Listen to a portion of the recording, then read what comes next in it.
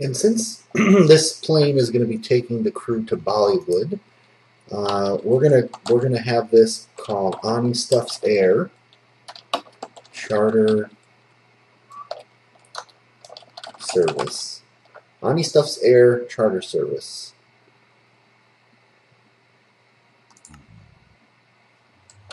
Okay. I've got my red sandy sand here, and I need to take signs back over to the main part of town there, but I figured what I would do is to talk a little bit while I do this, while I make the red herring. And what I want to talk about is dreams. Now, I generally have a ton of crazy dreams. I've always had crazy dreams my whole life, and I love them. They're very vivid, very detailed, and often unexpected. Sometimes they will have something to do with real life, but most of the time they do not. They're kind of random and crazy. For example, some of my most favorite dreams, or one of my most favorite dreams from when I was a kid, is this dream of walking outside of my grandparents' house, and they lived in a brick two-story with a basement. I actually don't know what you would call it, but they were Polish, and it was the house, had a very European feel to it, the decor, or at least what I assumed to be European. They had, oh gosh, 60s and 70s decor, green couches and hanging lamps and things like that were really interesting. The walls, at least one of the walls, was sort of like a plaster, like a very textured plaster, like all swirled around, and you could literally run your hand over it and it would feel bumpy. And the walls were like a mint green, like a spearminty green. And anyway, so they lived in this house. That's not the point. And the dream was walking outside and then going down these stone steps that led up. Their entryway was actually up on the second floor, which was really weird and also kind of cool. And the dream was going down the stairs out to their front yard, and they lived in a neighborhood where there were a lot of trees on either side of the road, and they kind of, not quite, but almost arched together over top of the road kind of thing. And so all of the other neighbors were coming out of their houses too, and everyone was sort of walking down to the street. Some people were holding hands. Some people were just kind of gathered around in clusters, and they were all looking down the street and then up towards this, up into the sky, towards this big, I'm going to describe it as a marble, but it was blue and black, and it wasn't a moon, but it was like another Earth, another planet, but it was blue and black with white cloud swirls. Like, you might see some pictures of Earth that look like that, and it's just floating out in space, or floating where the moon would be, and it was really, it was the size of a large moon, meaning our moon, but a large version of our moon. Like when the moon is, down near the horizon, it looks extra large, extra big, if you will. That's what it looked like to me. And people were just coming out of their houses and looking up at this moon. And that was pretty much the whole dream, was just looking at the moon and, kind of wondering what the heck this thing was, but also feeling that it was very correct and appropriate. It wasn't a bad thing. It was some sort of unique and magical appearance of this moon in the sky, where you wouldn't typically have seen, or this planet, this big blue marble. And I think it had something to do with a TV show that was around when I was really little, called The Big Blue Marble in Space. I think it had something to do with that, but I certainly didn't have this dream when I was watching that show. I was much older, and I don't really know exactly what to make of it, but it's always just been this like magical sort of dream. Just checking out my skellies. Good boy. Oh, how did you get pushed off to the side? Well, that's no good.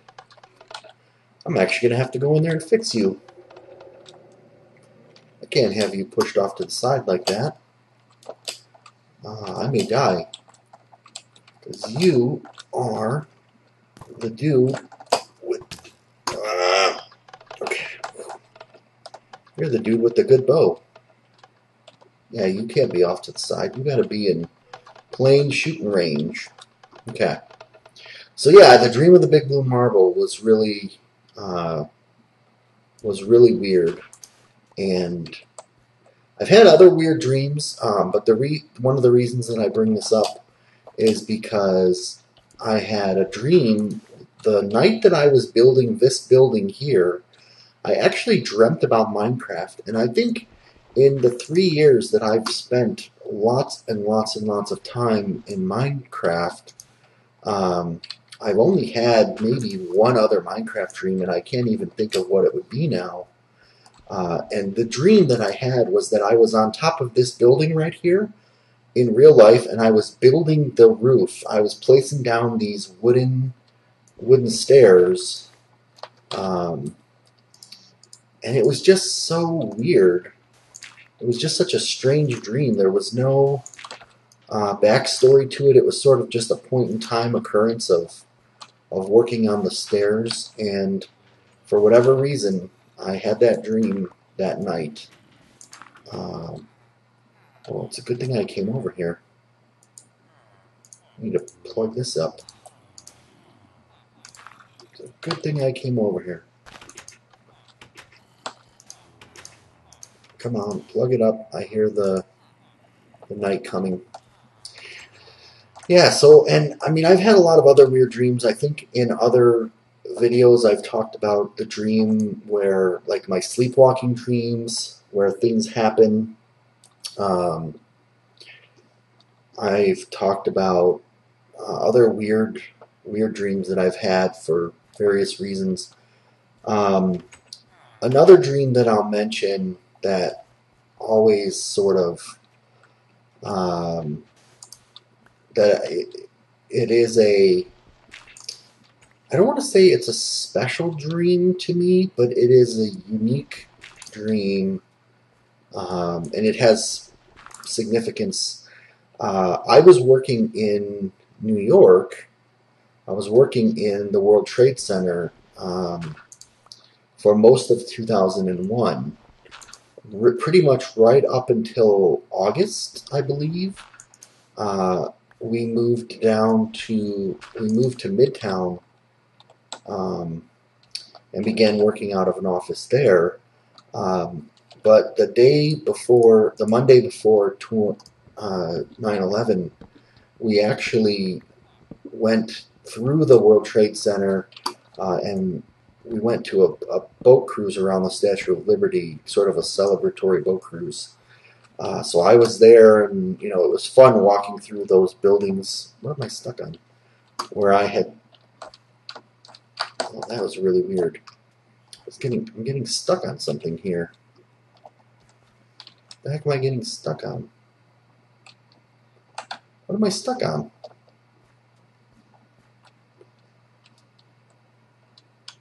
I'm stuck on something here. I'm pushing forward right now and I'm not moving. It's only in that one spot. That is really strange. So I had spent a lot of time in and around the World Trade Center, worked in the building, was in the building the few days before, passing through the building a few days before. Oh, I don't want to go this way. I want to go... Shoot. I want to take the player this way.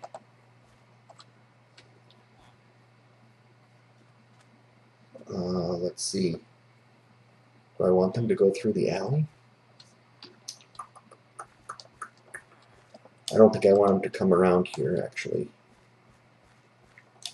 I want them to come this way.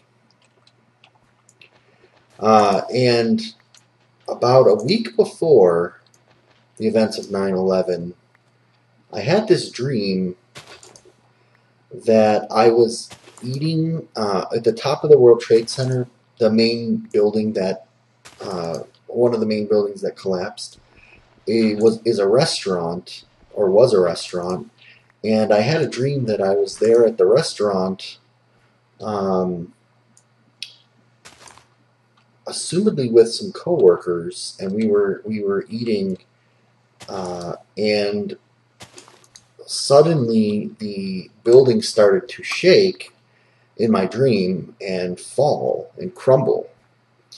And one of the first things that happened was the large antenna on top of the building in my dream fell down from the roof into the restaurant, and I ran forward and I grabbed onto it, like I wrapped my arms around it. As the building started to topple, I basically grabbed onto the big antenna and it fell down through the center of the building, and I fell down clinging onto it instead of basically being caught up in the crumble of the building. And like I said, I had this dream about a week before 9/11 happened, and it was such a vivid dream, and it was so weird and random. I was like, I remember telling my wife about this dream. Whoa, there's another thing I have to fill in. And then, of course, I was in New York for the events of 9/11, which I'm not going to talk about in this episode, but I basically had forgotten about that dream, and once I was able to get home from New York after that ordeal, I think my wife said to me, like, you know, it's so weird, you know, you had that dream that the building was going to collapse and that the antenna was going to fall down inside of it, and it just hit me like a flood of bricks, that she was right, that I did have a dream, and I didn't realize what it meant, if it meant anything at all, but it was so reminiscent of what happened. It was pretty uncanny. So I love my dreams. I wouldn't trade them for anything. But sometimes they can be really weird. Sometimes they can be pretty scary. And I think I am going to... Oh, I still have one more NPC that I wanted to place. Alright, one last NPC, and then I'm going to probably have to take a little break. But I've got the redstone, or the red sand path is all in place now, through pretty much through the whole map. I won't need any more red sand. I just want to put one more NPC somewhere in this village. I do want to decorate a little bit more in the village too. And this NPC, the player is most likely going to go in here. I think I'm going to I'm going to change this. I was making a Smith & Wesson joke, which didn't really make a lot of sense. But this is the blacksmith. Actually, you know what?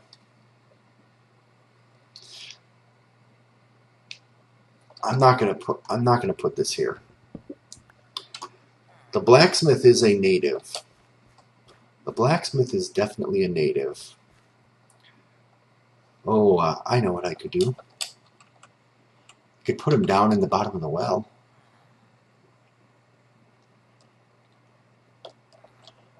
That might be interesting, actually.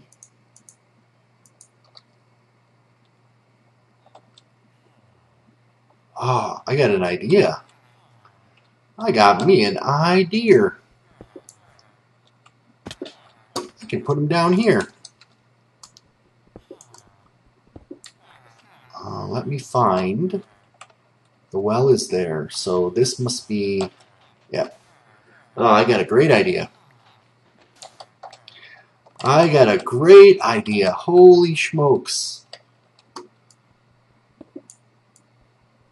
Is that the bottom? Yes, it is. We don't actually want the player to go too far down here, but if they do come down into the well,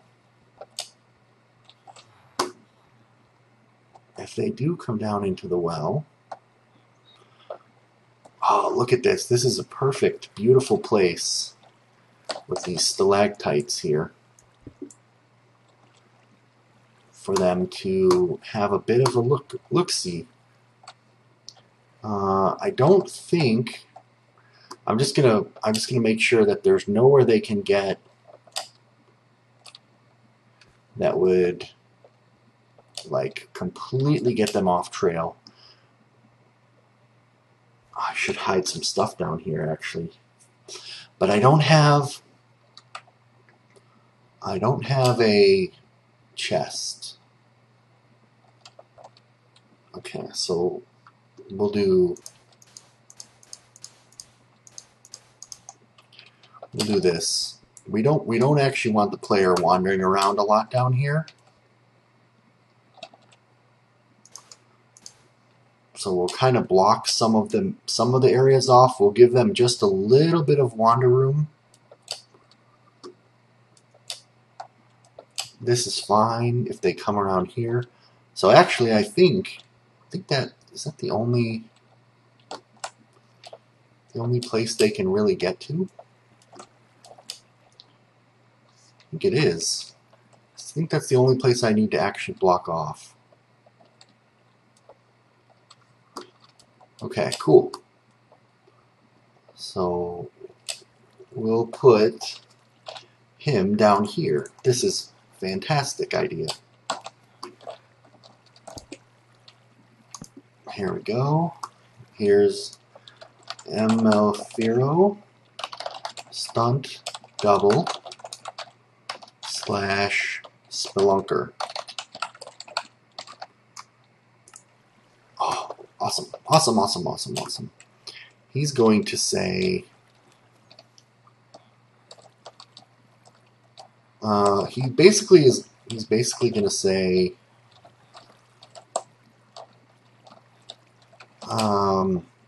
he's basically going to say that while everyone else is packing up, he decided to do a little bit of local sightseeing, local cave exploring. So I think I can do. There's two things I want to do here. I want to say you made the right choice, because earlier you chose to be the stuntman or the star, which affected his role in the rest of the film. And I want to acknowledge that. So I want him to say, gosh, what does Fellonius always say when he starts his videos? Does he say greetings? Hold on, let me go check. Okay, he's going to say, hello and welcome to my cave. Hello and welcome to my cave. While the rest are yapping about town, I decided to have one last explore of the local cave systems. They're very cool. And that's it. That's all he needs to say. He's down here exploring these caves. So this is an homage to Fellonius in two different ways. One, because he found... Oh, crap! Oh, gosh, oh, gosh, oh, gosh. Get out, quick. Oh, gosh, get the safety. Oh, my goodness. I'm going to get swarmed by mobs right now. I can feel it. Whoo! Panic-stricken panic. Oh, man. Oh, man. That was a close one. Did any creepers spawn? I do see some mobs spawned. I think I'm okay though. Oh man, that was really dangerous. And once I let these villagers free, I'm gonna have to basically keep it day. Come and get me. Did you forget me already? I almost just fell in this hole. Alright, we need to disguise this with that. And that. There we go. Alright, so that is all the NPCs, and I just want to do a little bit more decoration in some of these houses. Some of them are quite empty. Maybe I'll do a couple bookshelves. Yeah, I'll do a couple tables. Let's put this up here. I'll do a couple tables, a couple bookshelves. Oh, I forgot the guy. Oh no, it's okay. I didn't forget. We'll do a couple crafting tables. We'll do a couple chests. I'm still gonna have to put some stuff in those chests and crafting tables, but that's all right. You know what?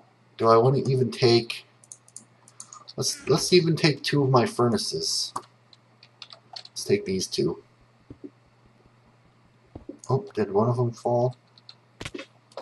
And then we'll take some. We're gonna put some decoration in the town, and then I think I'll probably edit this right here though, and you can experience the rest in the map itself. So that's probably it for an episode. Cheers.